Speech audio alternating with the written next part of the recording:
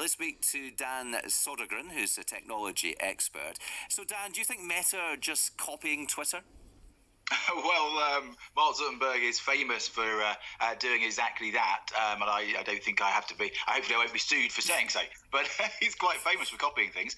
But also, why not? In some respects, we've got to be careful again with words. But I don't think Twitter owned the idea of microblogging. There's other things like Blue Sky, which is famously done by Jack, who was the ex-boss of Twitter, and also things like Mastodon. You've also got to remember, Elon Musk buys Twitter, promptly fires half the staff, treats everyone pretty badly.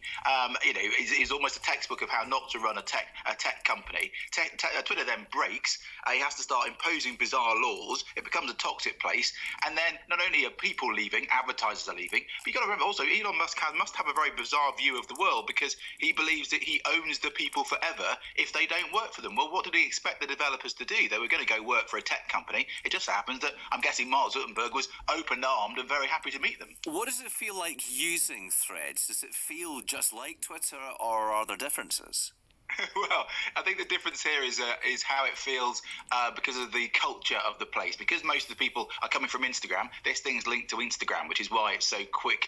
It's quickly evolving. There's now 80 million people that have signed up, by the way. That's only because we all slept for a bit, and another 10 million people pops up. You've got to remember, it took 72 days for ChatGPT to get to about 100 million. That's an AI thing. That was the fastest growing thing. And now this is the fastest growing thing. And it's because it's linked to Instagram. And so it brings across those users, because it takes about a couple of clicks to bring it all across, but also it brings across that culture. And Instagram's quite famous for being quite a nice place to be, whereas Twitter, unfortunately, wasn't a very pleasant place. It became quite toxic, and that's why very famous people are now going on using Threads more and more. But isn't it similar in the sense that, and tell me if I'm right about this, that the feed that comes up, it's an algorithm. It's not just the people that you follow, I don't know if they're called tweets. I don't know what they're called. Threads, obviously. Other threads, yes.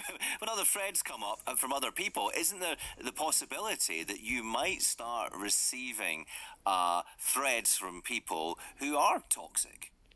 Yeah, well, I mean, this is Theo Priestley, a friend of mine on Twitter, he's a Scottish and also a brilliant thinker around this. He thought it was quite amusing that we're all running from Elon Musk into the arms of Mark Zuckerberg, thinking that he's doing it for the common good. Of course he's not. This is just a data play. This is just algorithms and data, and this is how these companies make money. So, yeah, there is, of course, an opportunity here where you break out your echo chamber, so to speak. The algorithm itself will feed in other people, yes, and again, we've got to think about who owns the algorithms and what does that mean for you as a user. Yeah, that's absolutely true. But we've also got to remember, deep down, this is just another company trying to find another way of doing data mining and making sure that we've got attention to them. So you've always got to think from social media point of view, if you're not buying a product on the internet, you actually are the product of the internet. So they make money from you sitting there and watching and seeing the adverts play when the adverts come in. Yeah, what about those privacy concerns? Facebook has founded its whole model on advertising, on selling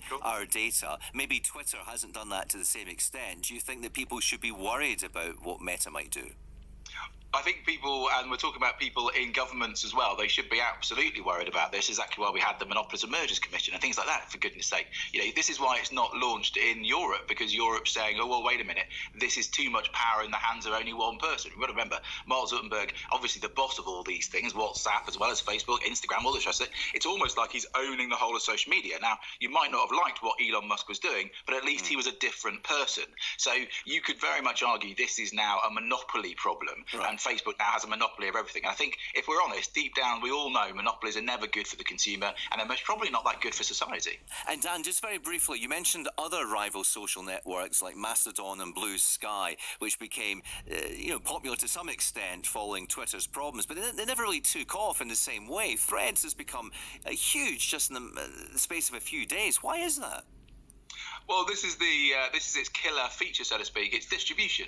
The famous saying in tech is the first-time founder thinks about the product, the second-time founder thinks about distribution. This thing being linked to 2 billion users on Instagram just means you can click twice and you can follow all the people on Instagram you then follow on Threads. So this thing goes viral overnight. Its mum and dad, so to speak, are already very famous, so it's quite famous too. You got to remember, it took the telephone 72 years to get to 100 million people, and it's taken this thing 7 days. days. So this thing is a juggernaut, and I'm afraid it's most probably here to stay.